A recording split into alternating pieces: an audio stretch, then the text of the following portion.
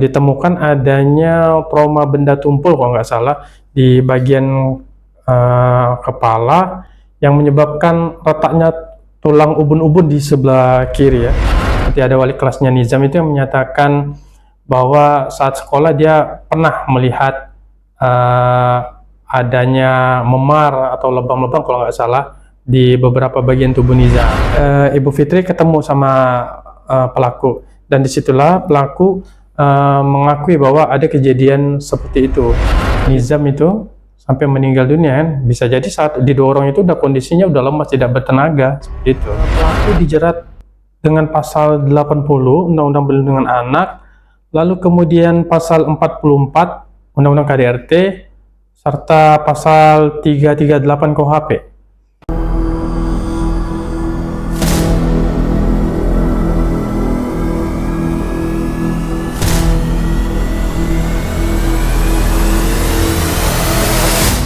Assalamualaikum warahmatullahi wabarakatuh.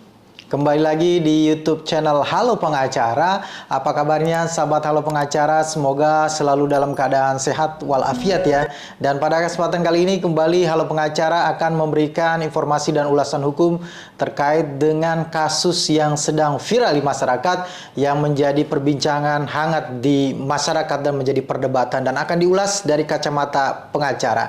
Dan pada kesempatan kali ini kita akan mengulas satu isu hukum, kasus tentang pembunuhan seorang anak bernama Nizam di Pontianak yang diduga dilakukan oleh ibu tirinya, dan anak tersebut, Nizam tersebut, dimasukkan ke dalam karung. Dan pada kesempatan kali ini kita mau menanyakan terkait dengan perkembangan dari kasus ini dan melalui pengacaranya dari ibu kandung Nizam, Bang Muhammad Fikih Suryansah. Apa kabarnya Bang? Baik, alhamdulillah. Kami dari Halo Pengacara akan menanyakan beberapa pertanyaan Bang terkait dengan perkembangan perkara ini. Siap. Bang Fikih, sudah berapa lama Bang? Atau sejak kapan Abang menjadi kuasa hukum dari ibunya Nizam ini Bang? Saya mulai menjadi kuasa hukum Ibu Fitri itu sejak hari Jumat ya, tanggal 23 Agustus 2024. Nah, jadi pada hari itu beliau datang dari Jakarta ke Pontianak. Tentu yang utama dia untuk melihat jenazah anaknya ya. Selain itu juga kehadiran dia untuk melihat dan mengawal proses hukum terhadap pelaku untuk mendapatkan keadilan terhadap Nizam.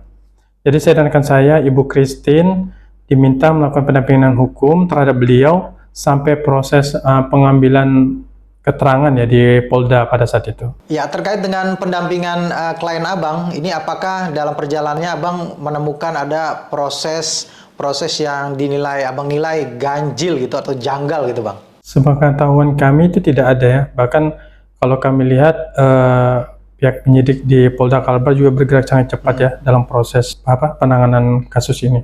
Kalau tidak salah terakhir ada proses otopsi ya Bang. Apakah dari tim kuasa hukum ini mendampingi Bang? Untuk proses otopsi yang mendampingi rekan saya Ibu Christine. Karena kan awalnya itu kan mau dilakukan pukul 8 pagi.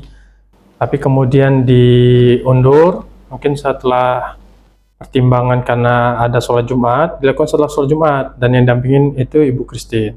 Untuk hasil otopsinya, sampai terakhir kami melakukan pendampingan terhadap Ibu Fitri, kami belum mendapatkan informasi terkait hasilnya itu, dan baru diketahui setelah dilakukannya konferensi pers yang dilakukan oleh pihak penyidik Polda Kalbar, dan dari situlah baru kami ketahui hasil otopsinya. Jadi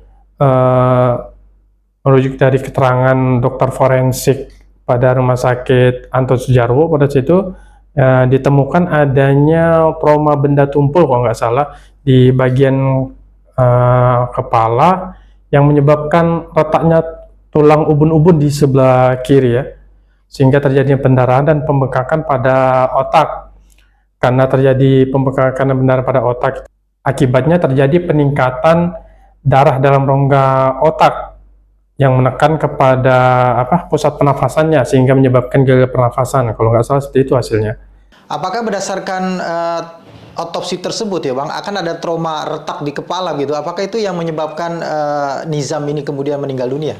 Kalau berdasarkan keterangan pada saat konferensi pers itu, ya memang itu yang menyebabkan Nizam itu meninggal. Berdasarkan media yang kita baca nih Bang Fikih, ini sudah ada pra-rekonstruksi kalau tidak salah ya Bang? Benar ya Bang? Ya benar, tanggal 24 di hari Sabtu itu dilakukan prarekonstruksi. Apakah abang dan klien abang hadir di prarekonstruksi tersebut?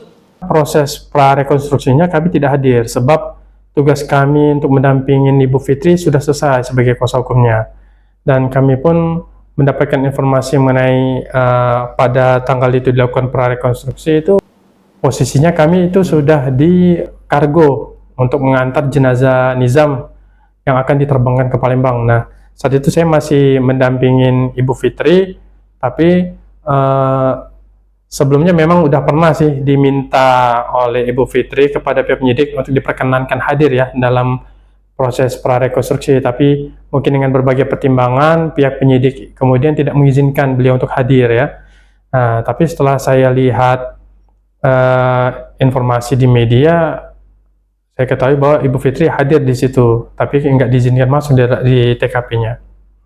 Ya, kan di media yang kita baca dari hasil prarekonstruksi 37 adegan itu, Bang, kita mendapati keterangan dari kepolisian bahwa ada perbuatan penganiayaan yang dilakukan oleh ibu tiri dari si Nizam ini, si pelaku ini, dengan cara mendorong gitu ya.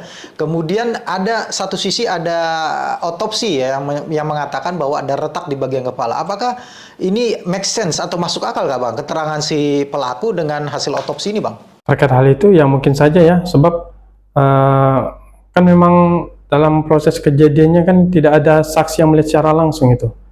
Benar-benar hanya dialami oleh si pelaku sendiri dan si korban Nizam, sehingga ya memang pada saat ini keterangan itulah yang bisa menjadi rujukan. Dari hasil 37 adegan itu, apakah selain daripada perbuatan penganiayaan yang dilakukan tadi ya, disebutkan oleh pihak kepolisian itu, apakah ada perbuatan lain dari si pelaku ini, Bang, yang dilakukan di adegan itu, Bang? Kalau setelah prarekonstruksi itu kami tidak tidak mengikuti perkembangan proses penyidikannya ya. Tapi dari pengakuan dari warga yang secara tidak langsung berhubungan dengan korban Nizam, seperti ada wali kelas, ada beberapa wali murid, ya kan, yang memberikan informasi-informasi yang sangat membantu dalam proses penyidikan. Di antaranya memang seperti ada wali kelasnya Nizam itu yang menyatakan bahwa saat sekolah dia pernah melihat adanya memar atau lebam-lebam kalau nggak salah di beberapa bagian tubuh Nizam, dan itu diakuinya melalui kontak dengan Ibu Fitri pada saat itu.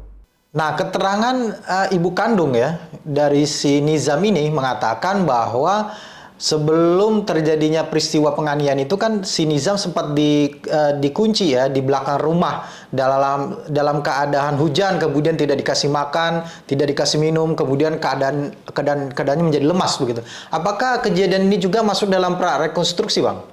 Mengenai kejadian itu apakah masuk bagian dalam prarekonstruksi itu saya kurang tahu ya, karena tidak mengikuti proses prarekonstruksi.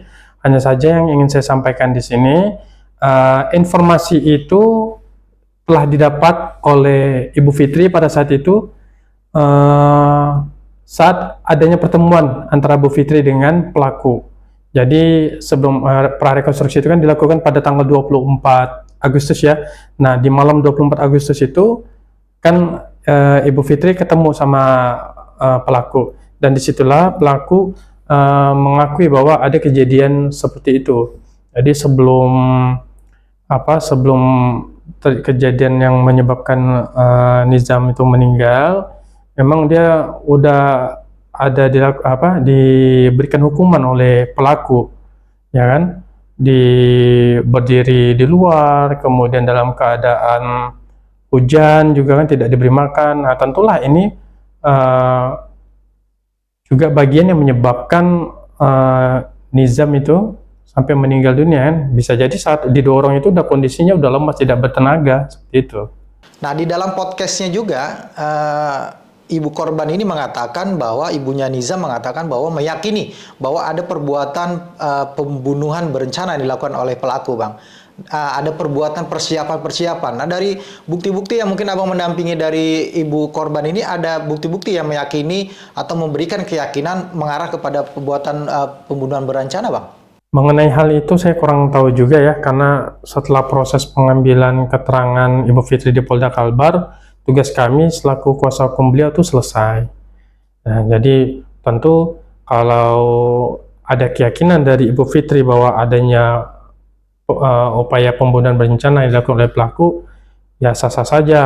Mungkin beliau memiliki bukti yang cukup untuk mengarah ke sana, seperti itu. Nah, berdasarkan keterangan bapaknya Nizam juga di podcast mengatakan beliau mengetahui kalau Nizam ini kemudian ada di dalam karung di belakang rumahnya itu dari keterangan mertuanya, Bang. Apakah ini berarti atau ada kemungkinan si ibu mertua ini juga terlibat dalam peristiwa ini, Bang? Mungkin itu terlalu prematur ya untuk menyimpulkan bahwa ada keterlibatan dari ibu mertua dari ayahnya Nizam, bapaknya Nizam itu, karena bisa saja pelaku memang mungkin telah mengakui dulu perbuatannya kepada ibunya, sehingga mungkin atas hal itu ibunya memberi informasi kepada menantunya, dalam hal ini bapaknya Nizam. Jadi karena sepengetahuan kami juga ibu pelaku itu kan posisinya di Palembang ya, jadi bukan di kota Pontianak. Jadi kemungkinan itu bisa saja terjadi, nanti pasti akan lebih didalami oleh penyidik dalam kasus ini ya, untuk menemukan atau mengungkap peristiwa hukum yang sebenarnya. Pelaku ini sudah ditetapkan sebagai tersangka ya, Bang, di Polda Kalimantan Barat? Ya, sudah ditetapkan karena dia mengakui perbuatannya itu. Ya, dikenakan pasal berapa, Bang? Informasi yang kami ketahui terakhir itu pelaku dijerat dengan pasal 80 Undang-Undang Perlindungan Anak, lalu kemudian pasal 44 Undang-Undang KDRT, serta pasal 338 KUHP. Apakah ada kemungkinan pelaku ini akan dijerat dengan pasal pembunuhan berencana? Apakah nanti kemudian terbuka untuk dikenakan delik pembunuhan berencana? Bisa saja terjadi, tergantung dari perkembangan penyidikan yang dilakukan oleh pihak kepolisian nanti. Apakah sampai sejauh ini tersangkanya masih tunggal, Bang? Tidak ada tersangka lainnya? Sepengetahuan kami saat ini masih tunggal ya, belum ada penetapan tersangka lainnya. Oke, baik. Terima kasih, Bang, atas informasinya, dan juga terima kasih juga sahabat Halo Pengacara yang sudah menyaksikan video ini sampai dengan selesai. Jangan lupa dukung terus Halo Pengacara, subscribe YouTube channel Halo Pengacara, dan nyalakan loncengnya supaya terus mendapatkan update video-video terbaru dari Halo Pengacara. Terima kasih. Salam Halo Pengacara. Assalamualaikum warahmatullahi wabarakatuh.